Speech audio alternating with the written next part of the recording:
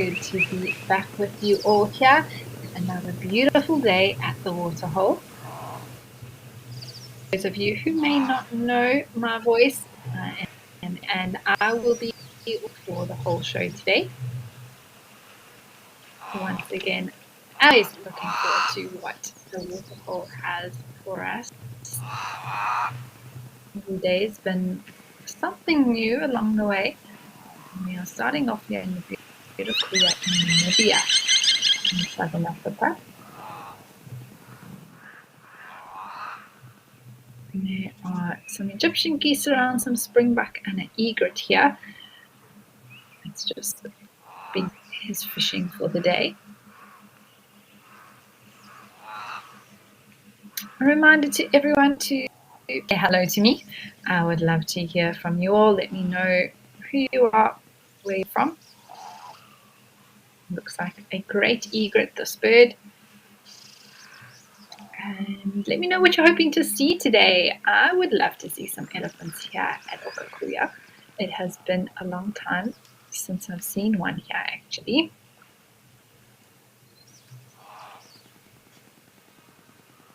And send through questions on whatever platform you're looking or you're watching the show from. YouTube stream, on the WildEarth app, or on the website. Otherwise, you can join the conversation on Twitter or X using the hashtag WildEarth.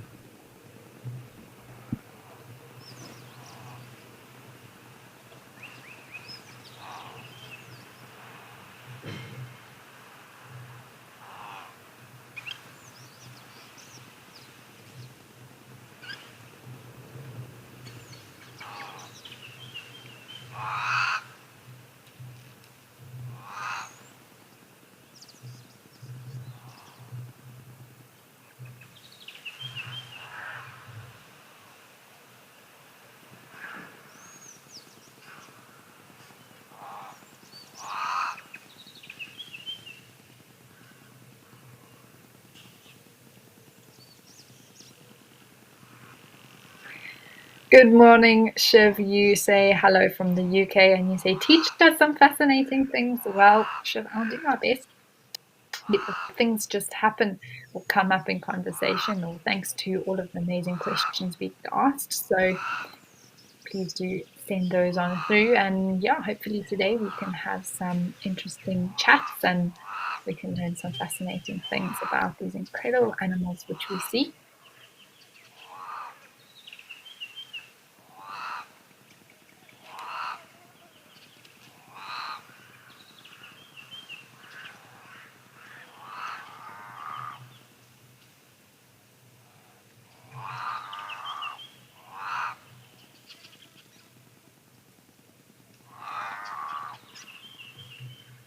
Patisse, you say it would be great to see a tusker having a drink today. Oh, wouldn't it just be great to see that at Oldonyo a little bit later when African joins the show?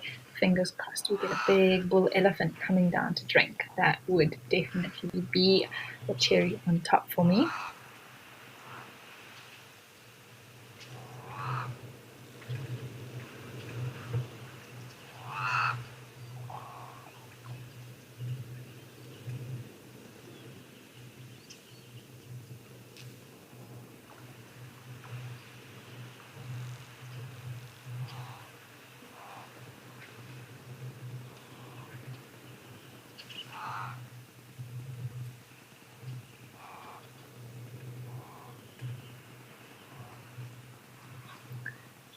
Alright, well, it is looking like another warm day here at Okukuyo, but let's see what the weather is doing across our locations.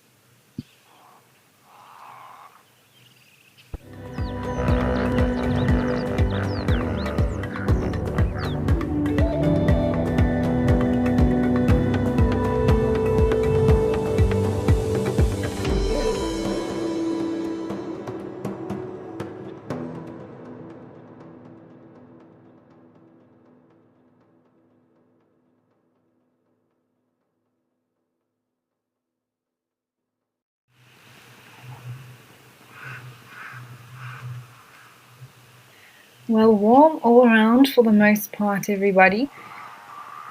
It does look like this little family of Egyptian geese are crossing over the water here at Okukuyo. Jive Bunny, you say hi, Amy. Love the Etosha Waterhole. Isn't it just beautiful here in Okuyo? It's always a very unique scene. We don't really have another waterhole like it. And these Egyptian geese parents have done so well. Looks like they still have their 7 chicks, which we saw as little baby hatchlings towards the end of year. And now they are almost nearly the size of the adults. Probably another few weeks and they'll be ready to move off.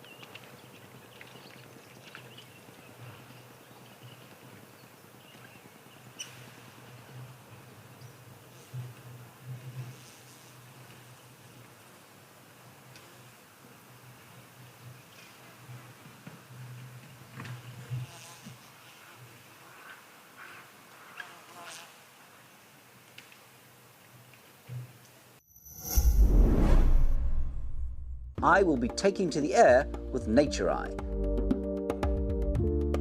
to explore Sibuya Game Reserve in the Eastern Cape, Antioch in the foothills of the northern Drakensberg, and Elephant Sands in northern Botswana. Join me on WildEarth's YouTube, Facebook or Twitter feeds and see how you too could fly a drone with Nature Eye in nature hotspots around the globe. Let's fly.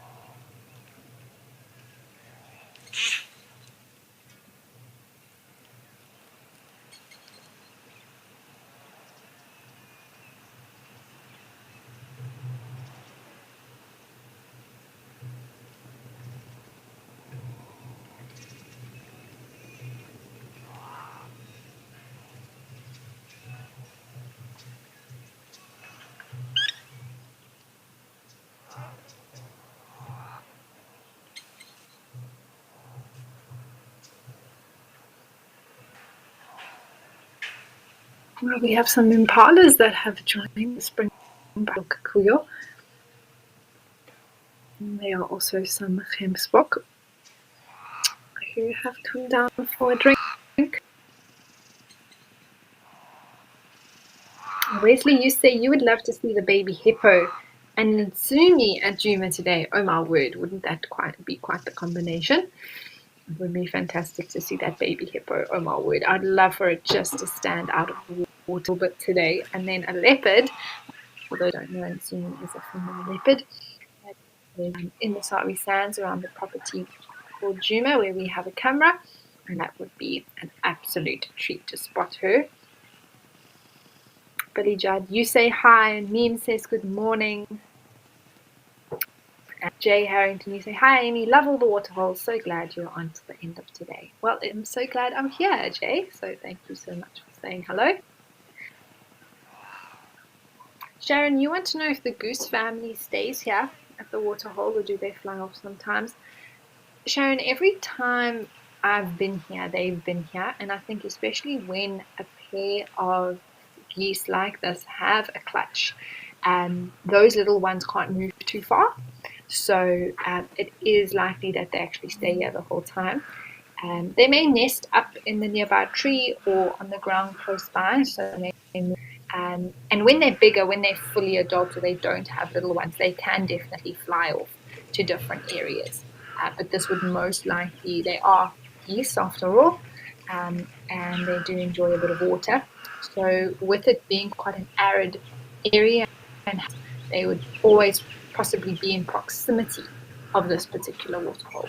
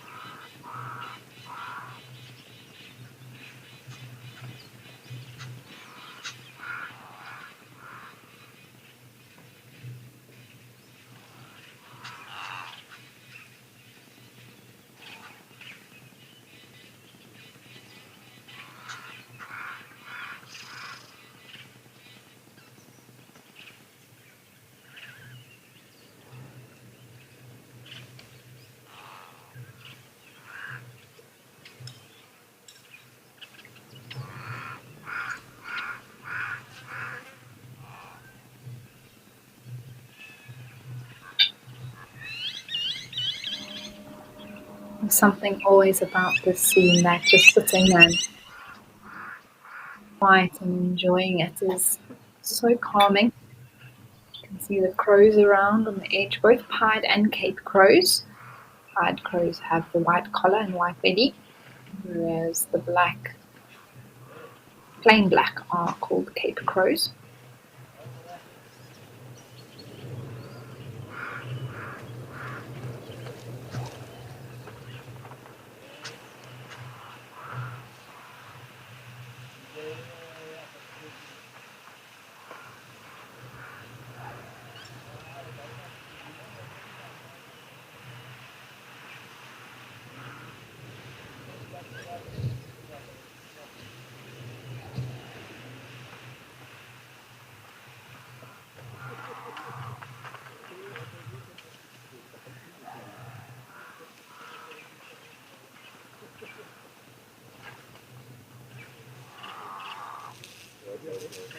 Joe Bunny, you were wondering where other than Namibia we would see black-faced impala. So I think the other area that we do find black-faced impala is actually in Angola, which is just the next country up north from Namibia, more towards the eastern side of that country.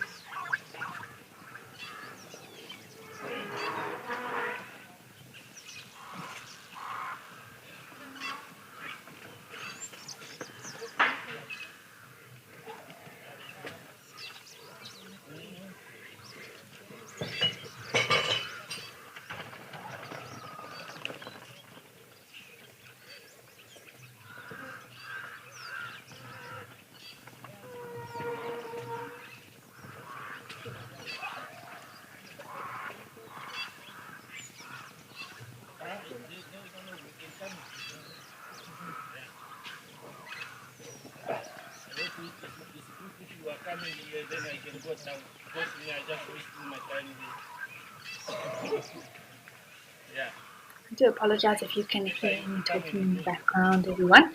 There are sometimes, of course, guests at off the door, and we can hear them chatting when they come down to look at the waterhole. This is actually a wonderful tree. It often gives a lot of life to the area, the really only large tree that we can see. We often see the crows hopping back and forth. They may have a nest in here. It provides some shade as well for sometimes the little raccoon or impalas who like to stand underneath it.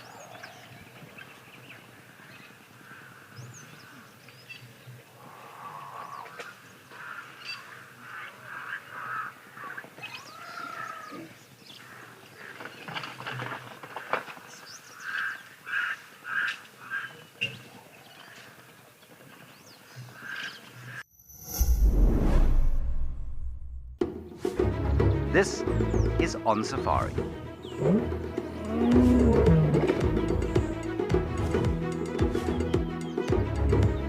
In this particular case, it looks like he's made a coalition with his sons. I'm sure this afternoon is going to be a fantastic drive, as always. Now remember, this is live and interactive, so we'd love to hear from you.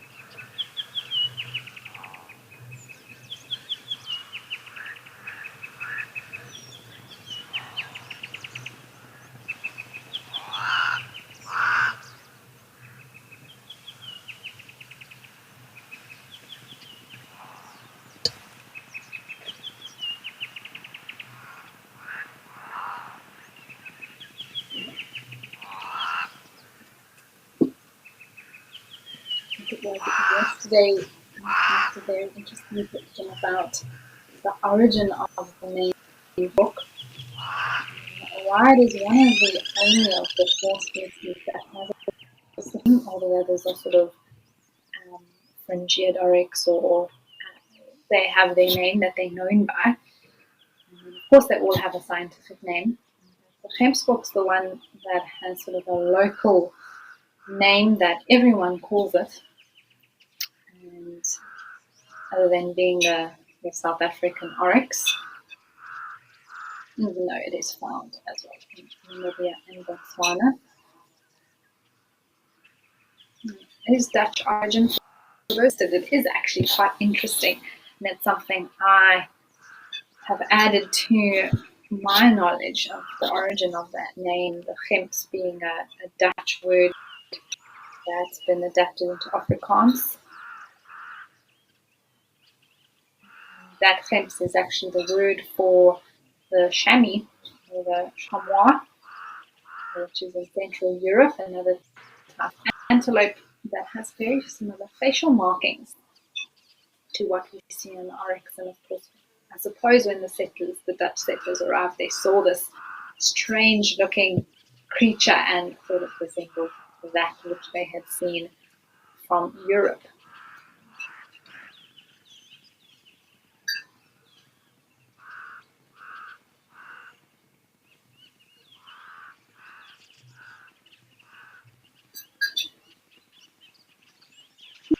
So, hello, good to have you with us again today. Thank you for always sending in such interesting questions. You want to know, do trees in the desert get their nourishment in a different way than trees in high rainfall areas? And Marissa, no, it is the same in terms all trees have the roots, the leaves, the bark, that sort of thing, and they get their nutrients from the soil, sunlight being part of that process, which allows them to photosynthesize and produce the food that they need. However, they adapted in different ways. Their need for nourishment and water is obviously far less. So plants and trees that we see out here in Bokukua, as well as in the true Namib Desert, which is a little bit further south, you've got, the plants that are growing there are very much adapted to maintain water, to hold onto it, to be able to store it, basically. And you get those very sort of fat leaf plants that hold a lot of moisture. You've got root systems as well. You've got trees that have minimal sort of foliage and fruits and things like that, because that takes up a lot of energy to produce. So there's all these little adaptations within the plants to be able to survive in the desert. But in terms of actually getting the nutrients, it would be the same.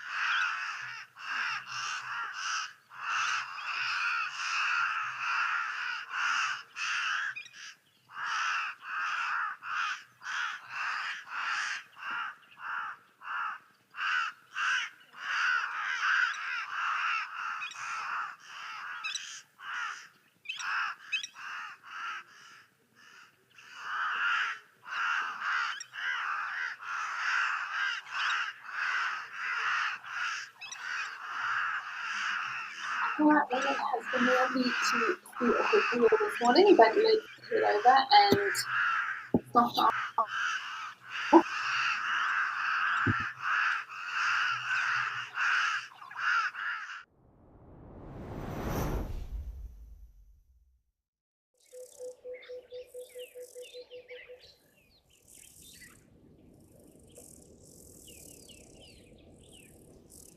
One of the requests for today, well, what we were hoping to see was, of course, this baby hippo, which has become a little bit of a resident here. Oh, I just see something there just in time.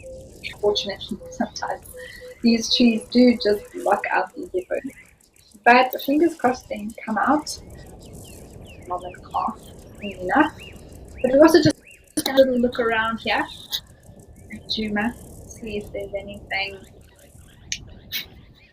around the waterhole, maybe in the trees, maybe some birds. Sometimes we lucky with the bird of prey as well.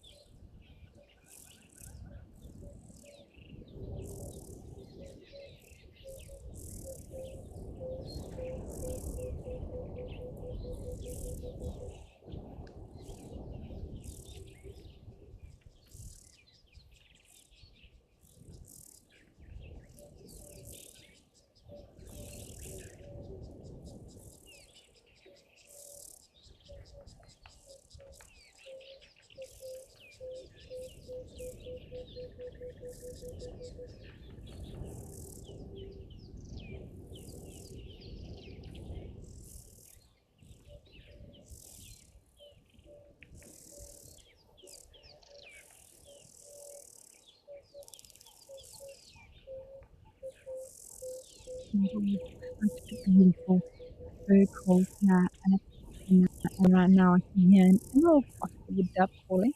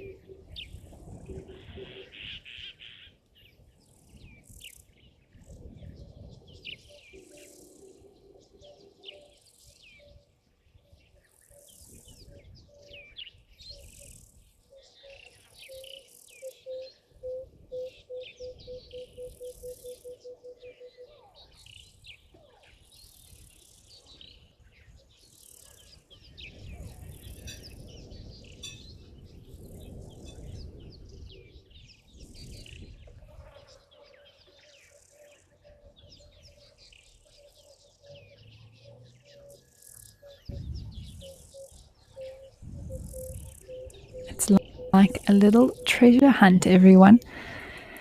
I'm trying to see if there's something that we can spot. That particular tree we're looking at looks like a tambuti. Very straight trunk with that very dark sort of fine bark.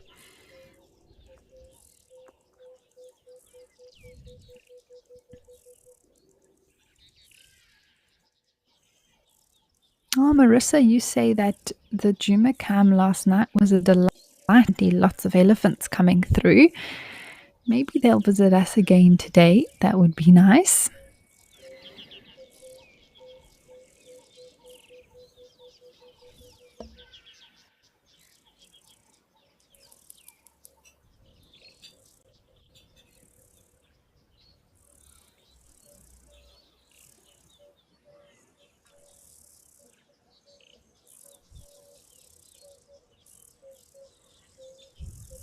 And this bird preening at, so I'm just trying to see what it is. My first instinct was a Burchell starling, but it's looking more black than sort of an iridescent blue. Oh, and it's flown off. Wally, indeed, yes, emerald spotted wood dove calling. What a beautiful call it is. I find it very relaxing.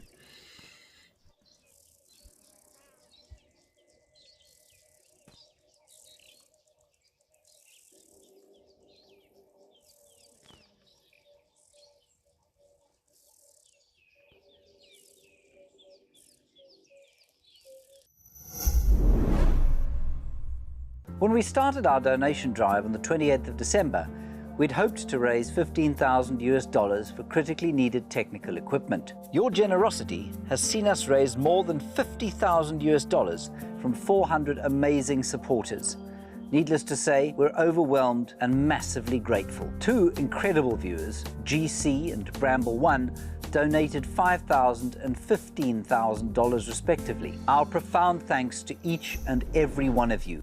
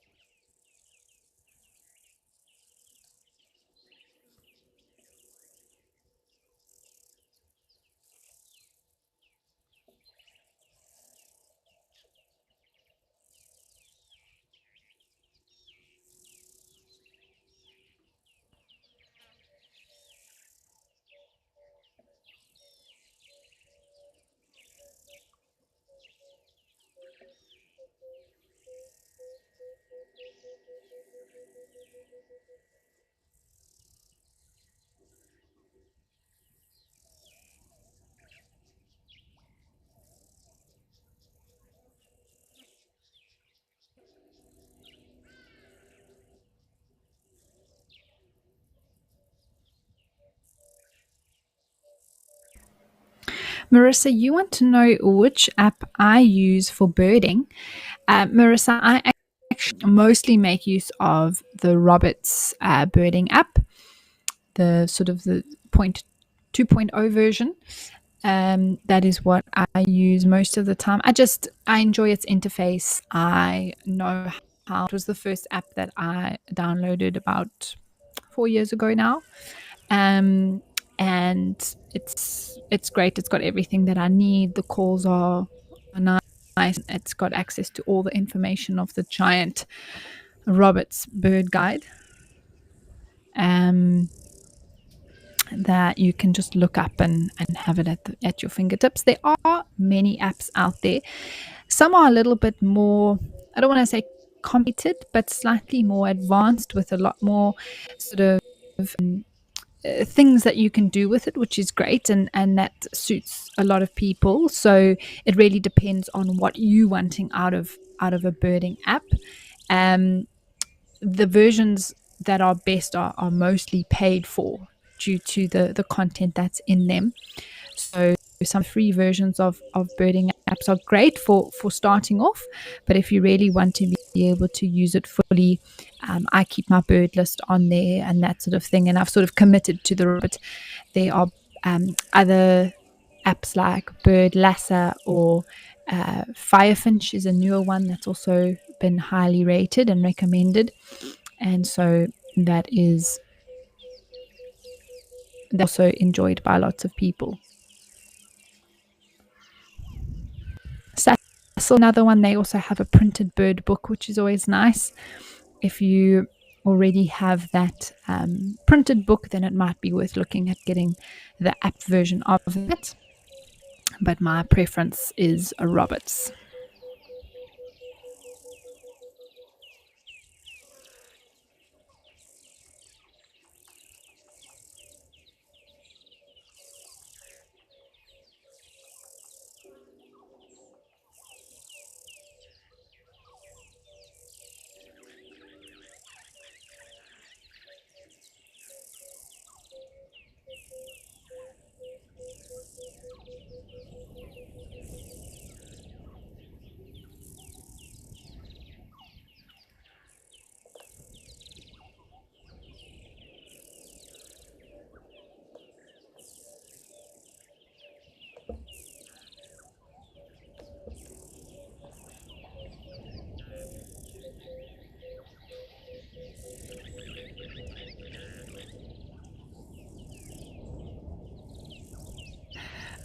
We did manage to fly, everyone.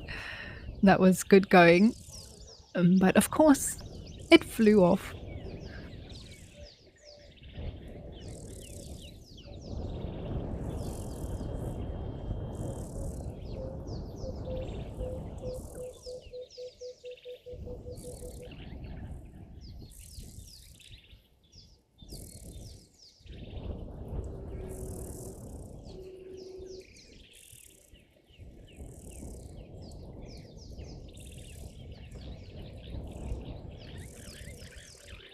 Sometimes we can often spot a few of the smaller reptiles around in the trees or on the grounds moving.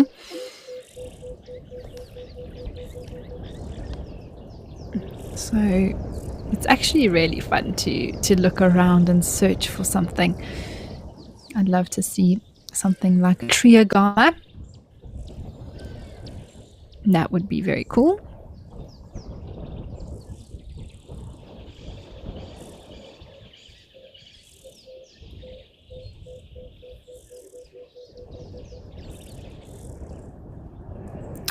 Oh, Billy, you want to know if I've ever been stung by a scorpion? I have not, and I'm very grateful to not have been stung by a scorpion. I am very cautious, though. It's something that I know easily happen if one isn't too careful. Ooh, this is a great chance to show you a marula tree and the marula fruits. If we just go back to the right a little bit, sorry. We were speaking about the elephants eating marula fruits the other day at Jamala. There was some on the ground there, but this is a chance to actually show you the tree up close. And then also this one is fruiting at the moment. So you can see the lovely little round fruits of the marula tree. I don't see any here. Okay, there are a few there, but we're up close and personal. So there they are, the little and they're not berries, but they are little fruits, and they grow like that on the tree in the summertime, and only the female plants produce the fruit. So yes, within some plant species you have male and female trees, and they actually produce different flowers. So one thing I observed last year for the first time, I just took note of it, that the females produce this sort of very fluffy white flower, and almost like a little cotton ball, and then the males produce almost a longer straight little flowers.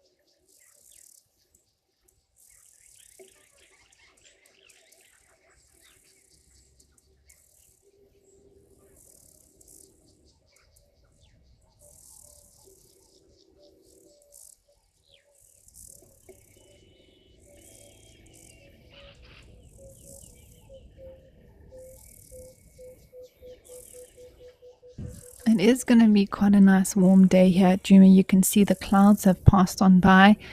The bit of bad weather we had come through a few days ago has now moved on, and it really is actually a stunning day. And hopefully with the heat that we'll get a few animals eventually coming down to the water, but it is also a process of patience.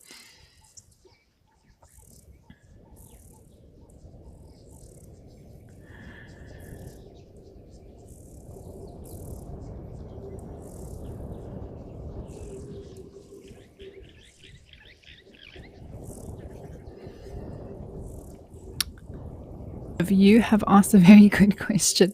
You want to know which part of the fruit is used to make the slightly too delicious drink called amarula. For anyone who's planning a trip to Africa, it is a staple on safari.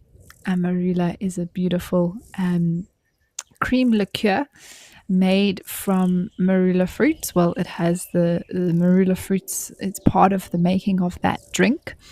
And you want to know which part of the fruit? I'm actually not entirely sure. I would assume it is the flesh of the fruit, but it may well be that they sort of steep the cream in whole fruits to get that sort of essence from it.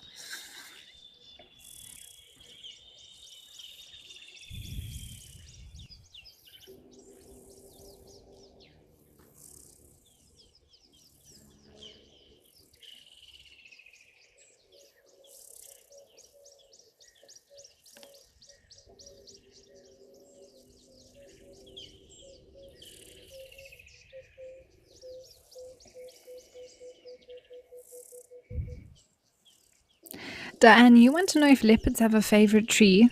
I wish they did, then it would be easier to find them. But no, I think leopards do love a tree like a marula tree.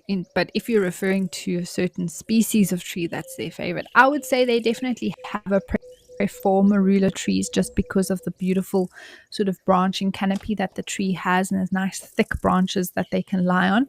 But we saw Hlalamba on the sunset safari the other day, and she was in a jackalberry, which is also a fantastic tree for a leopard to lie in. So also, tree availability. There are a lot of marula trees around in this particular area. So, of course, the likelihood of seeing a leopard in one of those is quite high. In terms of a specific individual tree that the leopard, it's their favorite, I don't think so.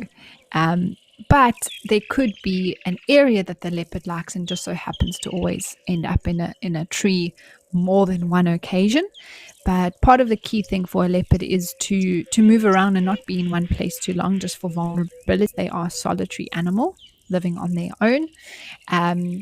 So they tend to hop from within their territory, from in different trees to make sure that they're patrolling the whole area.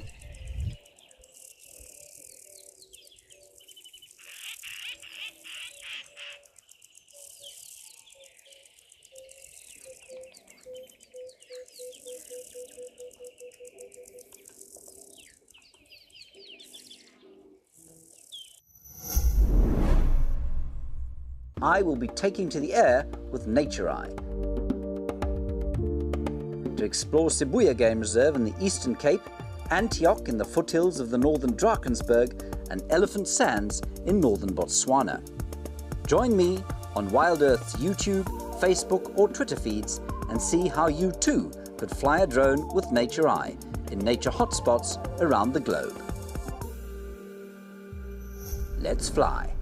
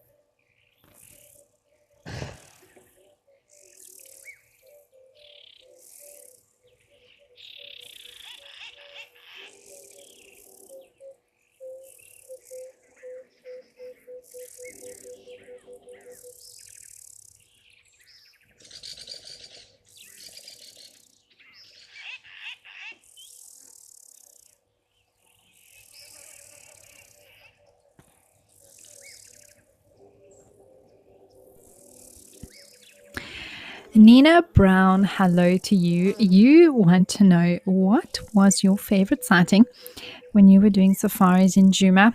Oh, Nina, that is really, really hard to pick one. I will not choose just one. Um, I will tell you some of my highlights. I think the first highlight, I think it was actually my first morning drive that I was out on. We went and parked at Ribbon's Den, and I managed to sneak the first peek of Ribbon's new little cub. That was incredible. So that was definitely started off my stint there on a really, really high note. I couldn't believe what we were seeing. And Paul was with me. We both just looked at it like, oh my word, did that just happen? It was so unexpected. Then I would have to say the one morning where I drove up to Buffelshoek Dam, and we just had the most beautiful, I think we spent about an hour there, parked and just listening to the morning chorus of birds. The sun was shining so beautifully, the blue sky, and everything was green. It just raining. So the first days we had sun after them, and just sitting there sort of enjoying that scene. There was a hippo in the water, some water buck walked out to drink, and it was just perfect. Like that was one of definitely highlights. Seeing my first leopard was amazing. I had to mission all the way to Chitwa for that, to see Nsumi and meet her, which was amazing. And I felt a real sense of achievement finding my way around in reserves I'd never been to before. So that was fun. We had that day. And then another leopard sighting, which was the second leopard I got to meet, which was Marie.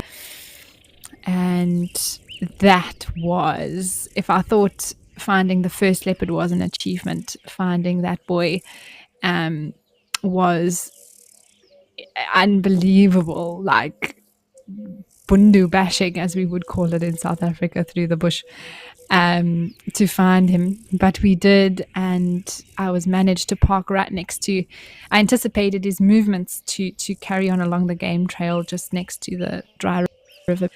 I was able to park there, and he walked right by me. I have stroked his back if I wanted to. So that was a really, really, really awesome moment.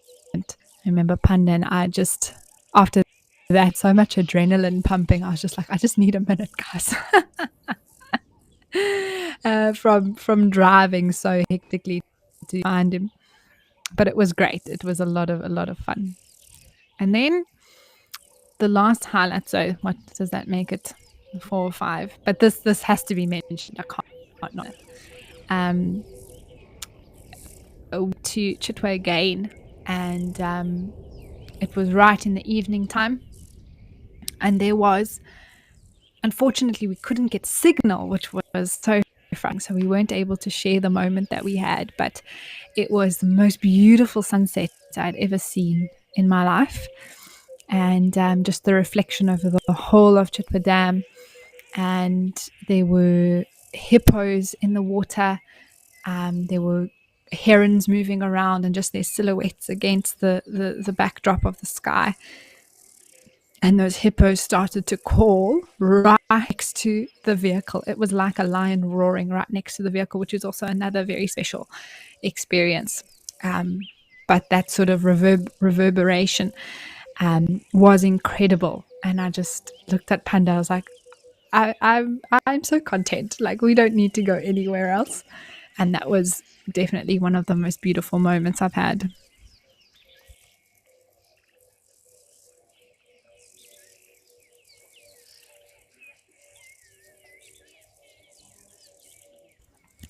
Indeed, Jav Bunny, it was.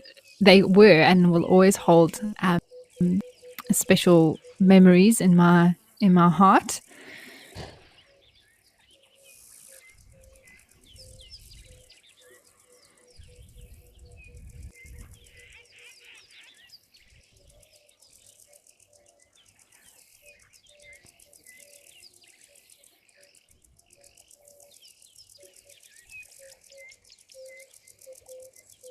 And it's in moments like that that you realize that the bush is so much more than just the high profile animals that, of course, everyone loves and wants to see. But when you really start appreciating some of the smaller things and just the moments in time where everything seems to be frozen and you can just forget the worries of the world and enjoy a sunset with a hippo or a leopard or a bird that's calling beautifully. It really does. It's good for the soul.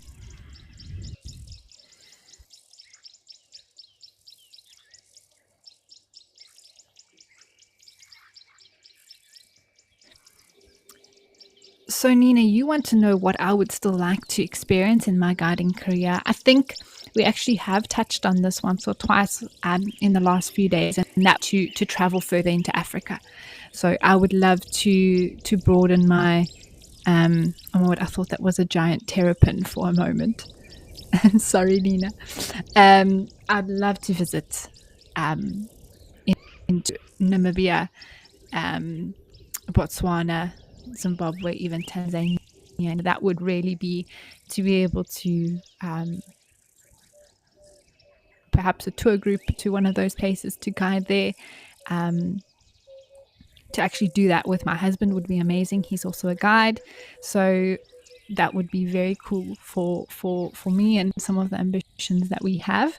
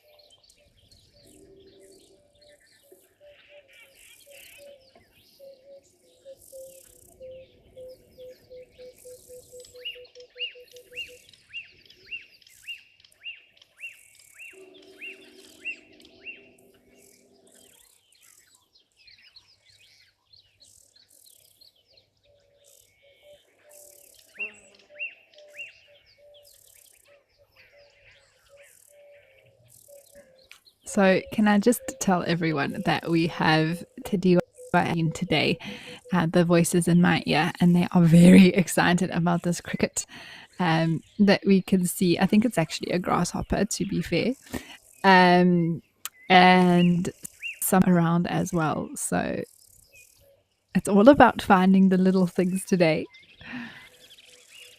It's very well camouflaged, I must say. It's just stop there and you see it.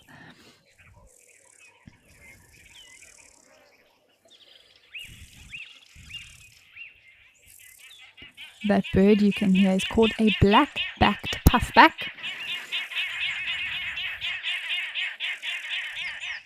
Not those are just Egyptian geese, but the one before.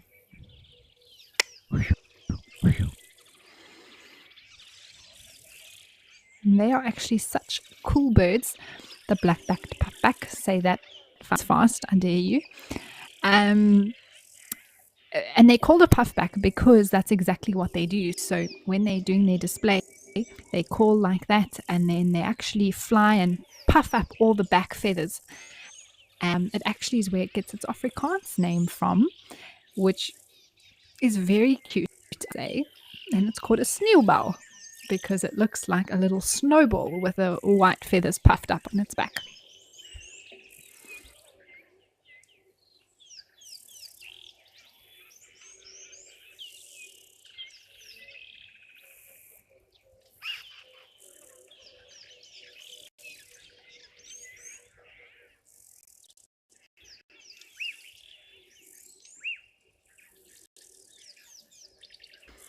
Maybe that's a task for Tadiwa and Nadine to try and find the black-backed puffback.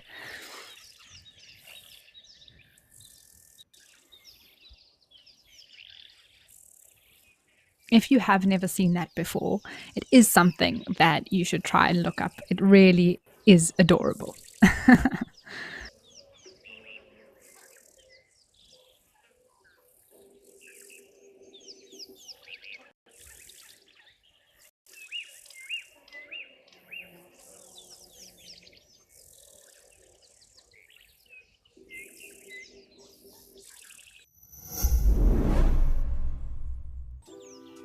Tis the season of love, and couples that win together stay together. Grab your partner and join us for an interactive quiz this Valentine's Day. To be a part of the romance, go to our website and register in teams of 2. Name your team after your favorite rom-com or the rom-com couple that represents your relationship. Fall in love with nature this Valentine's Day with WildEarth.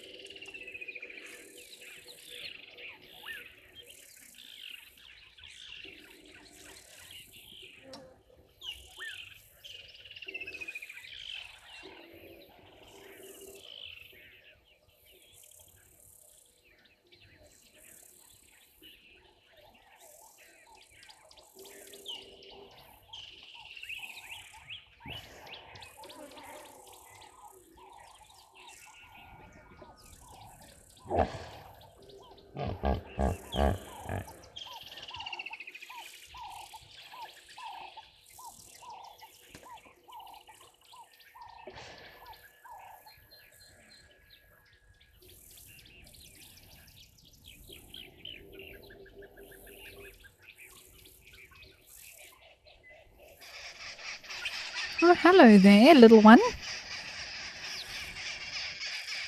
I wonder if that is a young starling that's coming out of its nest.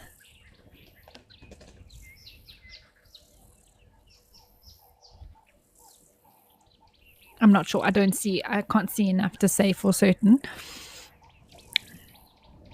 But it is the tree where we know that these birds have been nesting in. And it is sort of the perfect tree with lots of empty cavities that birds like starlings, greenwood hoopoes, things like that do nest in. So this could be one of the little chicks looking with my food, but also probably very close to fledging. So I don't know, maybe we're going to see this bird take its first flight. Hopefully it doesn't land on the ground.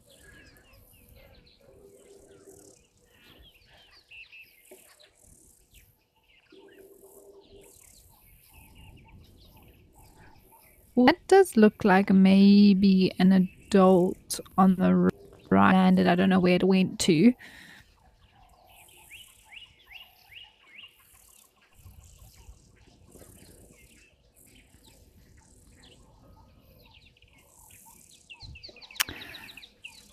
Ooh, Marissa, you want to know if a bird counts towards my bird list if I can hear it but not see it? Not if I've seen it before.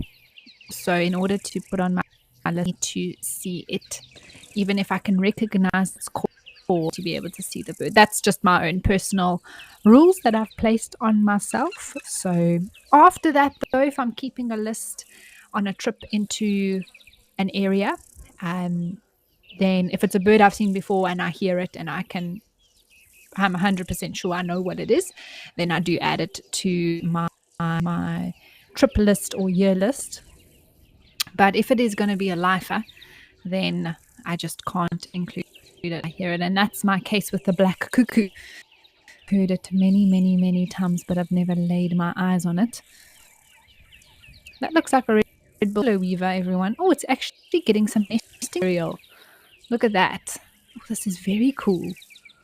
So they make their big messy nests from twigs and sticks that look just like this. And this is a chance to actually see how they get hold of those twigs and sticks.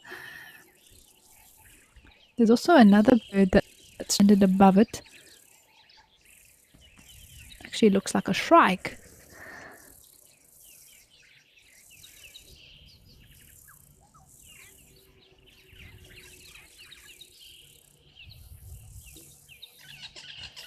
Oh, there's another one. Oh no, not a shrike. Sorry, everyone. That is a grey-headed sparrow.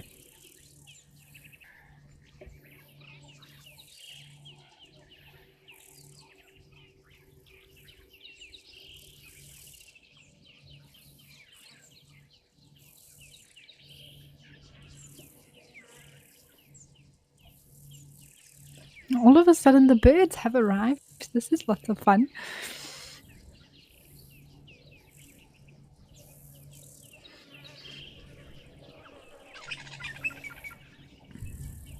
I can hear those buffalo weavers calling now.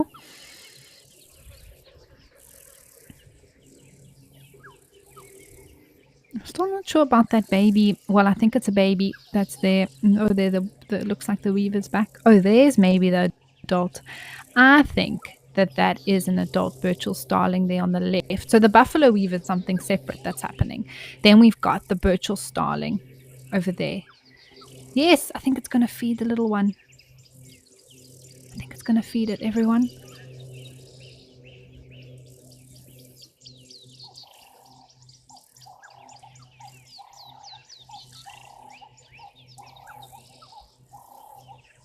I did just see that the adult had something in its mouth.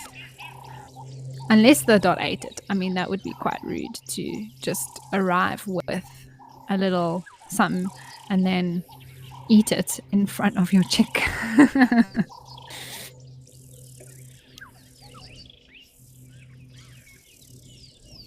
That is a little Birchall starling chick, everyone. 100% now sure of that. So very, very, very cool.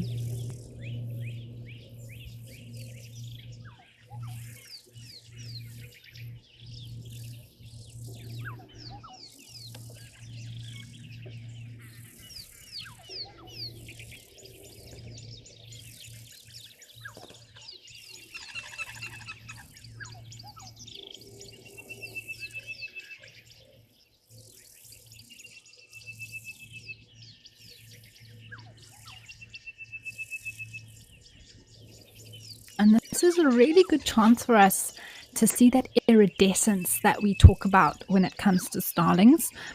So we talk about different birds and their colorations, and with starlings, they actually don't have color in their feathers that we can see there. It's actually the way the light is refracted through the structure of the feather that's creating the color that we see on them.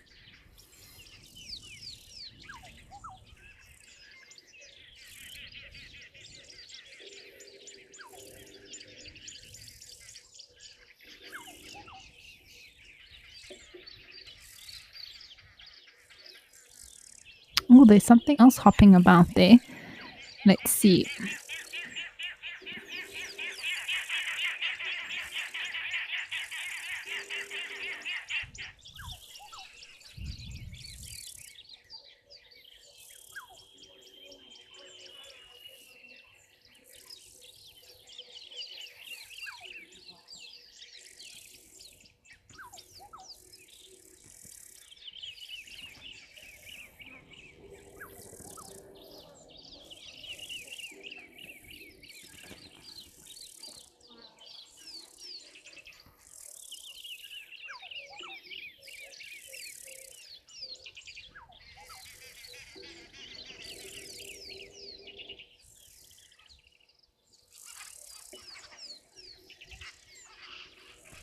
Can also some aromatic bubblers in the background.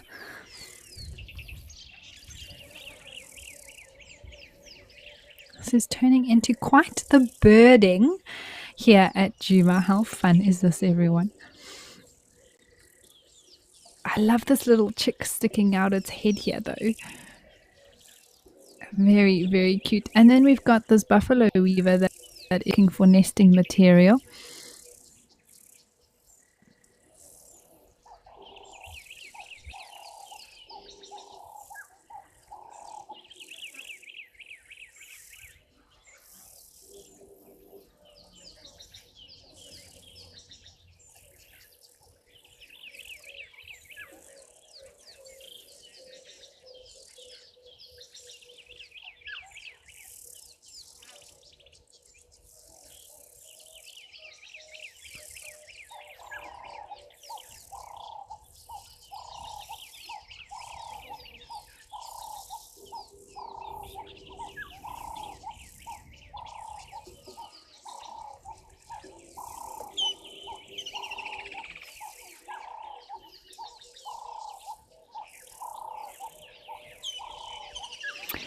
Honey Badger, you say some birds do that to encourage chicks out of the nest. I think it's very possible that that's starling very close to fledging, and that is why the adult is around there trying to encourage it. Come on, you're big enough now. So I think within the next phase it's going to take flight, and we'll see it moving around a little bit more. And then it, of course, becomes independent in that the parents don't have to feed it anymore.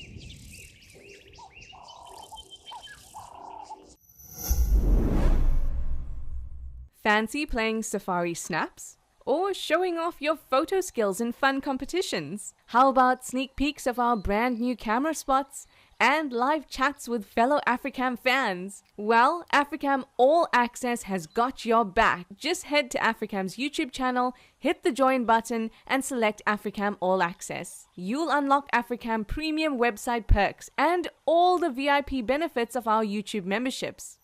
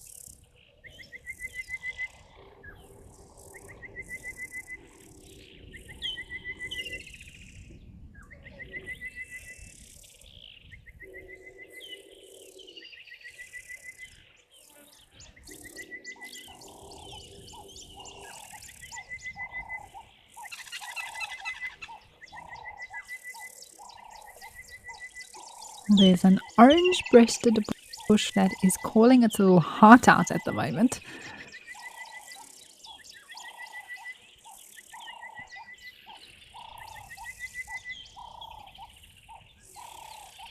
You can hear woodland kingfishers as well. I was hoping we'd be able to spot one today for you all, but alas, they haven't been to view just yet.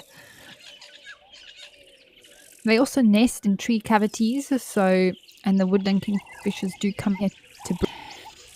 I was very fortunate at the lodge, one of the lodges where I worked.